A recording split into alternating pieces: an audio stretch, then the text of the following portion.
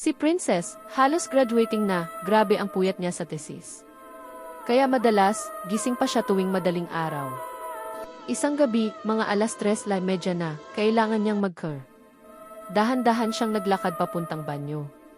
Pagpihit niya ng ilaw, may nakita siyang bata sa harap ng salamin.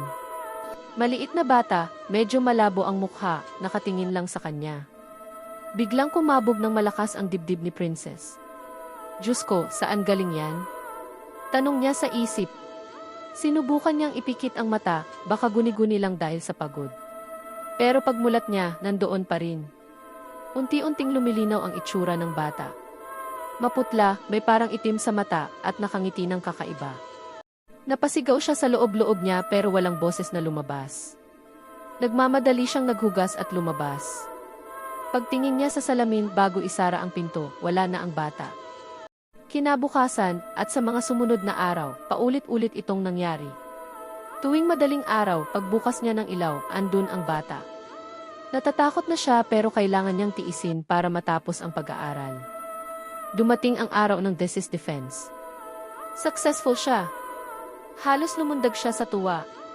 Nakahinga na siya ng maluwag. Gabi iyon, masayang-masaya siyang pumasok sa banyo bandang 3:00 ng madaling araw. Pagbukas niya ng ilaw, nandoon ulit ang bata. Pero this time, nakatayo na ito sa tabi ng lababo, hindi lang sa salamin. Napahinto si Princess, handa nang tumakbo.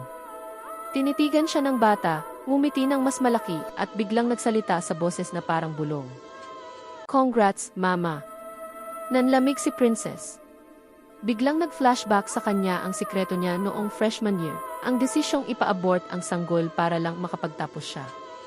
Ang bata, dahan-dahang lumapit, at ang huling nakita ni Princess, bago siya tuluyang magdilim ay ang ngiti ng anak niya.